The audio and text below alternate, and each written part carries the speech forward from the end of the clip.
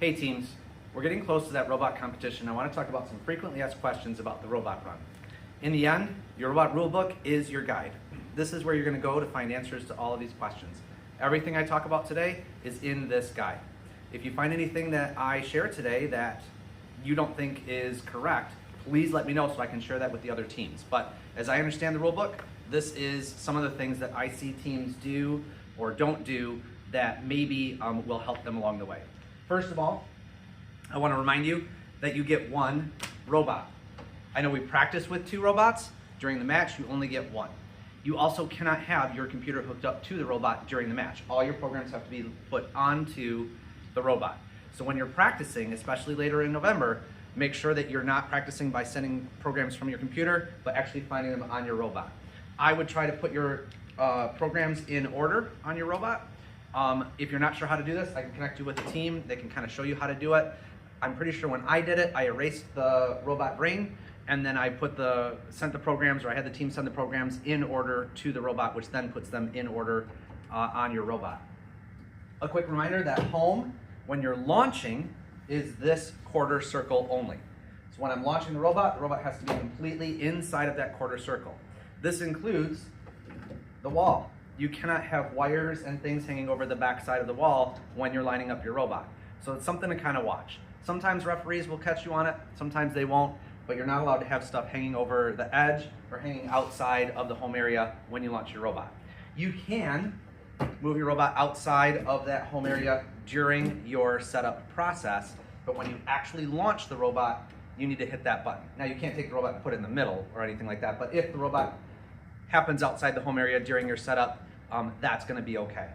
When the robot returns to home, the wooded areas on the side count as home area as well. So you've got the quarter circle and the wooded areas. I've got my handy piece of paper here, so you'll see me grab this. Before you launch your robot, you're going to want to make sure that the board is set up correctly. That is your responsibility as a team. When I say your responsibility, I don't mean the coach, kids, I'm talking about you. You need to make sure that the board is set up correctly, that your mission models are ready to be taken care of. Last year we had a mission model that was set up actually backwards, and our teams caught it before they started. The referees fixed it, but if they didn't catch that, if our team didn't see that and they went to run that mission and it didn't work because the mission model was backwards, that's on you, not the referees. You need to see that. A lot of you start your robots by putting them right up against the wall in the back. You'll want to make sure that the mat is also up against the wall in the back. If you're seeing a gap, you can ask the referees to fix that. You don't fix it, you ask the referees to fix it. You say, hey, there's a gap here, the mat should be right up against the wall, I'd like that to be taken care of. And they will, they should. If you start your robot and you realize really quickly, oh my gosh, that's the wrong program, right? If you catch the robot before it leaves home, even though you've started the program, you will not lose a precision token. If you launch the robot and it leaves home and you grab it, you will lose a precision token. But if you realize it really quickly and it hasn't left home, you can grab it and bring it back.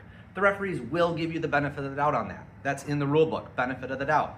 Benefit of the doubt means that if you are just a teeny tiny bit outside the home area and it looks like you were kind of on your way to grabbing it, they'll probably let it go without charging you a precision token. It's a judgment call on the referees. It could go either way, but they are supposed to give you the benefit of the doubt, which means if they can't tell if it was in or out of the home area, they're going to count it as in the home area. You get the benefit of the doubt.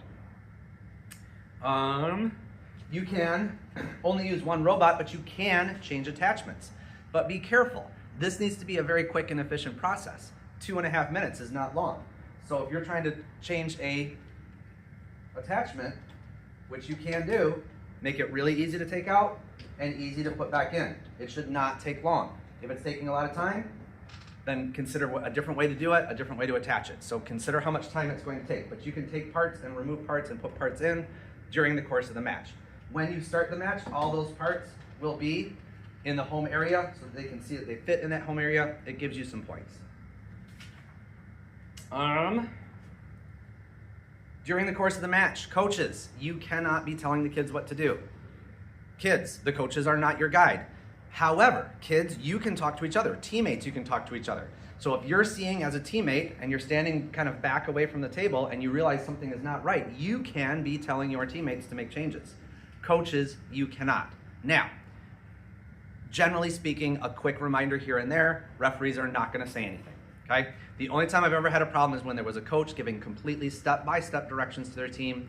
The referees came over, asked him to stop. He didn't stop, he was asked to leave and not attend the rest of the matches, okay? So step-by-step directions, absolutely not. If you're noticing something, or you have, like, if your team is like stuck and you know that you can give them just a quick reminder, go to program 3, put that attachment on, push that in all the way. You can give them little reminders as long as you're not a constant dialogue, should be okay. But generally speaking, what you want to do is encourage your team members to be giving those reminders to the team. So I rarely, if ever, talk to my team. The only time I do is if they're like stuck, if they don't know what to do and they seem lost, I will try to guide them to what their next step should probably be. You can try a program more than once. If I launch a program and it tries to activate this and it comes back and it didn't work, I can take that exact same program and run it again.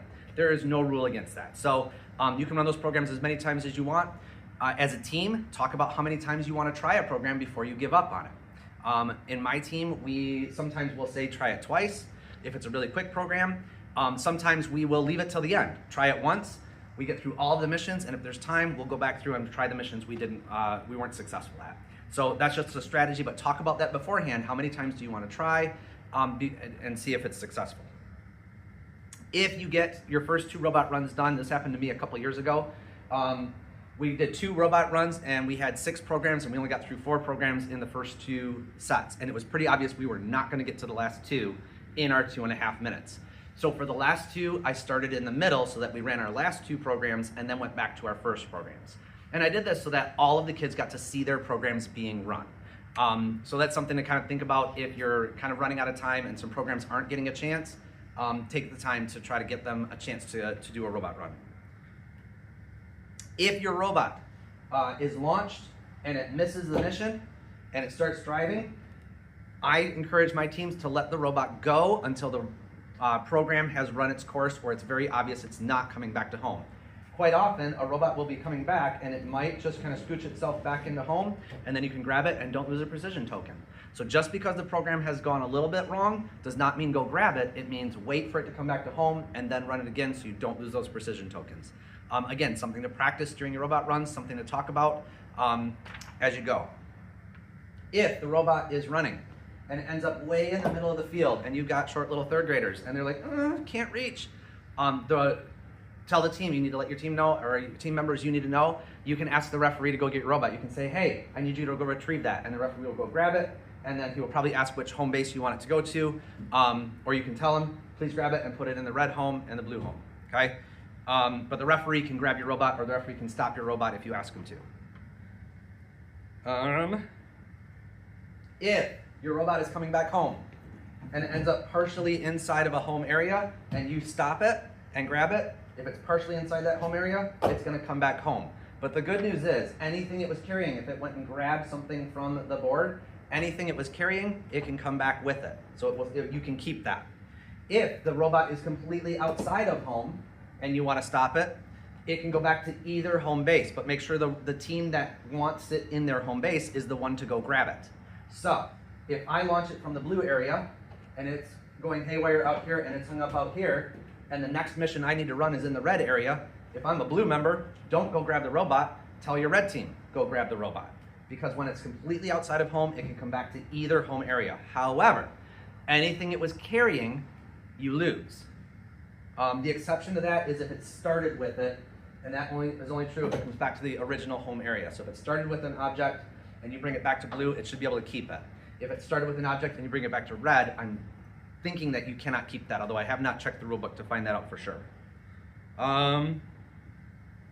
You cannot stop a robot intentionally to score points, which means if you are pushing an object to a spot and the spot is a location to score points, and you stop the robot, and you wait, and then it's on a spot, stop, they will not give you the points for that, okay? You cannot stop a robot intentionally to gain points.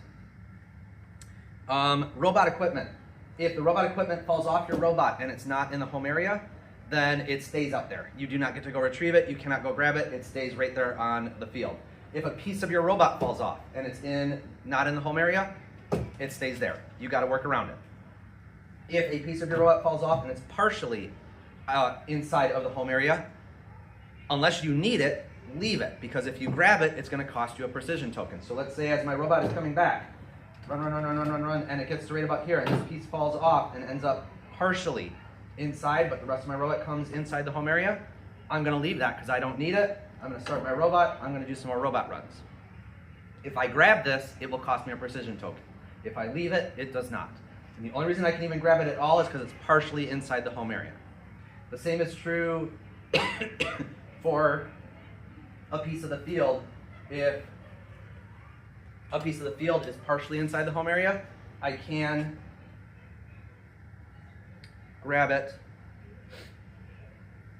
I can remove it, but I do not get to keep it. The referee will take it. It will not cost me a precision token because it's a piece of the field, but I don't get I don't get to use it. The referee will take it, but it can get it out of my way if it's partially inside the home area. If it's completely outside the home area, I have to work around it. I cannot touch it. Equipment may not be attached to the robot, so I cannot build something here and then stick this to the robot. It has to be readily able to fall off. So if I stick this to the robot and I try to turn it over and it does not come off, that's not okay. If I put this on the robot and I turn my robot over and it does come off, that should be good. So I can build some apparatus that sort of hold it, but not attached to it. It should be loosely attached. At the end of the match, that's when points are counted. So if you activate a mission, and then through the course of the rest of your missions, somehow deactivate a mission, you won't get the points for that. Even though you did it, you also undid it, you won't get the points for that. The only exception are missions specifically stated that they count as soon as they happen. Okay? So generally speaking, points are counted at the end of the match. The referee and you will all look at what has been accomplished and agree on that. That last part is important. Coaches, you don't get to go into the huddle. Team members, you do get to go in the huddle. The referee will go through and say, I see that you activated this, this, this, and this. Team members, if you don't agree, that's your chance to fix it. After you sign the paper and say, this is what I think we've done, that's it. You don't get to go back and try to change the points. Now, if after the fact you do decide there was a mistake, you can try to go back to the referee and you can try to talk to them. Again, not as a coach. Team members, you can try to go back and talk to the coach, the referee. If they remember, sometimes they'll give you the points. But they're under no obligation to do that. If they're like, I'm sorry, you signed the paper, I don't remember that, I don't remember that's what happened, then you're gonna be out of luck. So, referee's gonna go over all the missions that they think you accomplished. If you agree with that, you'll sign the paper. If you disagree, talk to them. That's okay. It is okay to disagree. It's a conversation. And the referee will have their conversation, you'll have your conversation. If the referee says something and you still don't agree with it, you can ask for the head referee to come over and make a final ruling. Okay? It is okay to disagree with the referees. At the very end of the match, if your robot is going out and you're seeing that clock, 6, 5, 4, the match is almost over. You go to accomplish this. It doesn't make it. 3, 2, there's 2 seconds left. Do not go grab your robot, because if you grab your robot and bring it back here, 1, 0, guess what just happened? You just lost a precision token. If the robot goes out and does not successfully make the mission, and that timer is counting down and you're not going to have time to run that mission again, do not go grab your robot. You can do one of 2 things. You can either let it run, and when the timer goes, the referee will stop your robot. You can stop your robot just by pushing the button wherever it is. So if you're afraid it's going to run into some of your other missions and you don't want it to, stop the robot. Don't grab it, don't bring it back to home, just push the button and stop it. You are allowed to do that. You can also ask the referee, you can say, hey, it's not working, that mission's not going to finish, will you please stop our robot? The referee will push the button and stop it and leave it right where it is. Okay? So if it's the last mission and it's not working, don't grab your robot unless you plan on running another mission. If you're not going to run another mission, just stop the robot where it is, or you can let it run. And the referee will stop it when the timer goes anyway. Please keep in mind, red side is red side, blue side is blue side. You cannot trade or move anything from side to side. That includes team members. So at the start of the match, you're either a blue team or a red team. You can't swap back and forth, okay? Now, if I'm on the blue team and there's 3 of us on the blue team, I can step back and let somebody else step in. There's 2 members allowed at the board on both sides. 2 members allowed at the board on both sides, okay? So if I'm the blue team, there's 2 of us over here, and I have a 3rd member maybe back here, or maybe I have 2 members back there, right? If I am done running my mission, I can step back and let 2 members come in. But once they're blue, they're blue. They cannot then shift over to red. I cannot hand anything over to that side. I can start with whatever I want on this side and whatever I want on that side. So if I have attachments on the red side that I need, but my robot is starting the mission, the timer over here on the blue side, I can have my attachments that I need over on the red side. That's okay. And I can have, if there's anything that starts in home during the match, I can put that on either side, okay? But blue side is blue side, red side is red side. I think that's our frequently asked questions. If I come up with more, I'll put them in an email, but I think that covers a lot of what we do. If you have other questions about robot runs, if you're not sure about something, check the rule book, but if you're still not sure, you can ask me or ask other teams, and we'll be happy to help. Good luck, everybody. It's gonna be awesome. Enjoy. Good luck getting ready. Go teams.